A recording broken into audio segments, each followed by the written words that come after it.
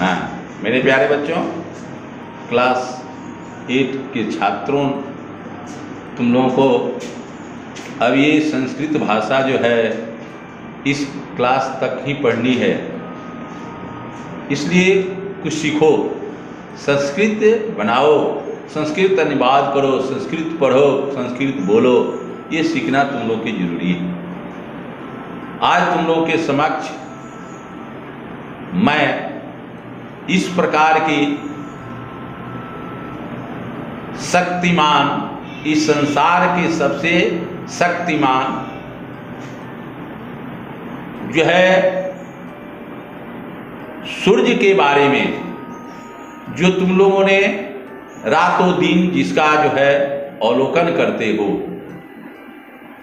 उनकी शक्ति, उनके गुण, उनका जो है योगदान हमारे जीवन में कौन कौन से है, इसके बारे में तुम लोगों को बताने जा रहा हूं। सूर्य एक तपता लाल आग के गोले के समान आकाश में प्रतिदिन पूरब से पश्चिम की ओर अपने पथ से होकर, सूर्य क्या है, स्थिर है, पृथ्वी उसकी परिक्रमा करती है, लेकिन तुम लोग जानते हो कि यह पूरब से पश्चिम की ओर डूबते हैं, पूरब उगते हैं और पश्चिम में डूबते हैं। इसका मतलब ये क्या है, चलमान थोड़े हैं। पृथ्वी जो है अपने केंद्र पर दिन में जिसको दैनिक गति करते हो, 24 घंटे में एक बार इनकी जो है परिक्रमा करती है, इसलिए यह जो है पूरब से पश्चिम की ओर जाते हुए दिखाई पड़ते हैं। ये सभी तुम लोग जो है विज्ञान के अंदर या ज्योग्राफी, भूगोल के अंदर सब तुम लोग प्राय पढ़ते होगे, जानोगे। और यहाँ पर संस्कृत भाषा में इनकी इस गुणगान को इसमें वर्णन किया गया है। सुनो, मैं पढ़ रहा हूँ, इसी तरह से तुम लोग को पढ़ना है, पढ़ना सीखना है। किम एवं जानिथ, तुम लोग को हम रूप लिखा दिए थे। इस रूप में सबसे पहले सह तौते त्वम एवं आमी अहम अवाम वयम, ये तुम लोग लिखिए। उसी में क्या है, यूयम की यूयम, तुम लोग ये तुम जानते हो, तुम शब्द का प्रयोग किया गया है। किम यूयम जानीथ अंधकारा कह नाश्यति कह दीनानाम रात्रीनाम मासानाम ऋतूनाम वर्षानाम च कारणम अस्ति। को जगतः सीतात रक्षति एतादृशानां सर्वेषां प्रश्नानां एकमेव उत्तरम अस्ति महान सूर्यः उपकारः सूर्यः इति। क्या तुम जानते हो अंधकार को कौन नष्ट करता है, कौन दिनों रातों महीनों और वर्षाओं का कारण है, कौन संसार को ठंड से बचाता है? ऐसे भी सभी प्रश्नों का उत्तर है महान सूर्य। उपकार कारक, जो उपकार करने वाला होता है उसे उपकारक कहा जाता है। दिनकर दिवाकर भयसकर मार्तंड इत्यादि अस्य प्रजाय संति। तुम लोग पर्यायवाची शब्द पढ़े हो, तो सूर्य के पर्याय शब्द माने समर्थक शब्द जो हैं, दिनकर भी कहते हैं, दिवाकर भी कहते हैं, भास्कर भी कहते हैं, मार्तंड भी कहते हैं, इत्यादि नामों से उनको जाना जाता है। अस्य जगतः प्रकाश सूर्य एवं अस्ति। अस्य में अस्योदयतमः नाशिति। अस्य प्रकाशे एवं वयं वस्तुआनि प्रदुष्टं शक्नुमः। असोदयं दिनं भवति तस्मिन्सते च रात्रि जयते। यदि सूर्य न स्यात् तु दिनमेव न भवेत्। दिना अभवे तुम स्वं वयं सर्वे अंध इव भवेम। दीपानां प्रकाशे जगतः सर्वे व्यवहारा भावितु न शक्नुतन्ति। परम अस्य प्रकाशे समयुक्तायः सर्वाणि कार्याणि भवन्ति। सूर्य के यानी दिनकर, दिवाकर, भास्कर, मर्तन इत्यादि इसके प्रजास नाम है। इस जगत का प्रकाश सूर्य ही है। इसके उदय होने पर अंधकार का नष्ट हो जाता है। इसके प्रकाशित होने पर ही हम वस्तुओं को देख सकते हैं। इसके उदय होने पर दिन होता है और अस्त होने पर रात होती है। यदि सूर्य न हो तो दिन ही न हो। दिन के अभाव में तो हम सभी अंधे की तरह हो जाएंगे। दीपकों के प्रकाश से संसार के सभी व्यवहार नहीं हो सकते, किंतु इसके प्रकाश से अच्छी प्रकार से सभी कार्य होते हैं।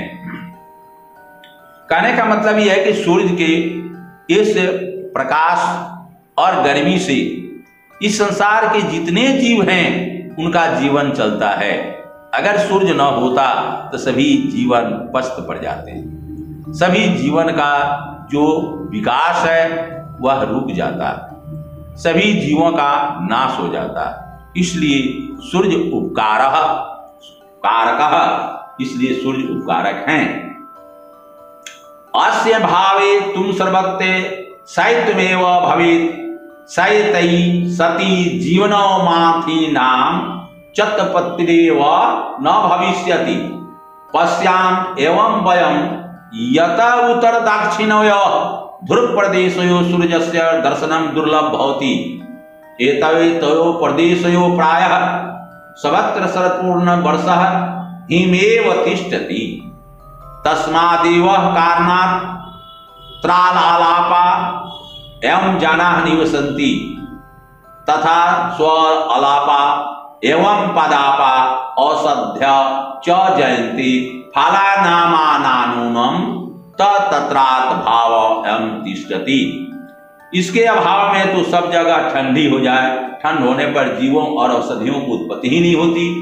हम देखते हैं कि उत्तर और दक्षिण प्रदेशों में सूर्य का दर्शन दुर्लभ होता है। इसलिए उन दोनों प्रदेशों में संपूर्ण वर्ष बर्फ ही रहती है। उसी कारण वहाँ कम ही लोग निवास करते हैं। अतः बहुत ही पौधे और औषधियाँ पैदा होती है। बहुत कम वहाँ पर होती है जहाँ पर बर्फ होता है। फलों और अन्नों का तो वहाँ पर अभाव ही रहता है। वहाँ पर हम लोग जैसा फल, अन्न इत्यादि इस तरह नहीं हो पाता है। इसलिए सूर्य का प्रकाश और गर्मी बहुत जरूरी है। ऋतु अनापि जनकः पापेव अस्तः यदा अयम उत्तरणाय भवति तदा अस्य प्रकाश उष्मा च तीव्र भवतः तयो अधिकमेवै वसन्तुयं ऋषुतं चद्वपायति ग्रीष्मकालस्य पातापने समुद्रानां नदीनां सरसो च परिष्यति उद्भासितानि भूत्वाकाशे गच्छन्ति ततश्च मेघा जयन्ति। ये भी मेघोरैः वर्षा भवन्ति वर्षाभिरेवे विविधानि अनानि सकनानि पदापा च भवन्ति। ऋतुओं का जनक भी इनको कहा जाता है। जब यह उत्तरायण में होते हैं तब इनका प्रकाश और गर्मी तीव्र होती है। उन दोनों की अधिकता बसंत ऋतु और ग्रीष्म ऋतु को उत्पन्न करती है। ग्रीष्म काल की गर्मी में समुद्र, नदियों और तालाबों का जल वाष्प बनकर आकाश में जाता है। उसके बाद बादल बनते हैं। इन बादलों से ही बारिशें होती है। बारिशों से ही विविध प्रकार के अन्न, सब्जी, सब्जी, फल वगैरह पौधे भी हमें दिखाई देते हैं। यदा अयं दक्षिणायन भवति तदा अस्य प्रकाशे मंदयो जातः एत अस्मिन्नेव काले शरद हेमंत शिशिरानुतानां स्थिति भवति एवं अयं दिनानां रात्रीनां ऋतूनां च जनकः कथ्यते। ऋतूनां परिवर्तनै नवास जगत स्थिति भवति। अयं महान् सूर्यः एवं असभ्य जीवनं दत्त्वा महत् उपकरोति। एतवं वयमेन भगवानं कथयामः। इस प्रकार से हम लोग जब दक्षिण में सूर्य को देखते हैं, इसका उस समय प्रकाश मंद हो जाता है। समय शरद, हेमंत, शिशिर ऋतुओं का आगमन हो जाती है। इस प्रकार यह दिनों, रात्रियों और ऋतुओं का जनक कहलाता है। ऋतुओं को परिवर्तन से ही इस जगत की स्थिति परिवर्तित हो जाती है। यह महान सूर्य हमें जीवन देकर बहुत बड़ा उपकार करता है। इसलिए हम इसे भगवान सूर्य के नाम से कहते हैं और इनको भगवान मानते हैं। ये सूर्य के बारे में तुम लोगों को भूगोल में या विज्ञान में भी प्राय या जब कभी भी या हम लोग अपने आंखों से खुले आंखों से देखते हैं सूर्य कितना उपकार करता है। इन सब चीजों को देखकर ये बातें सभी समझ में आती है जो संस्कृत में वर्णित की गई है। समझ गए हो? अब इसलिए घर में पढ़ोगे, याद करोगे और जब तुम लोगों को कोई कठिनाई हो तब मेरे नाम पर जो है तुम लोग वहां से फोन करोगे, फिर हम इसको समझाएंगे, क्लास में भी पढ़ाएंगे इसको जो समझ में नहीं आएगा। धन्यवाद।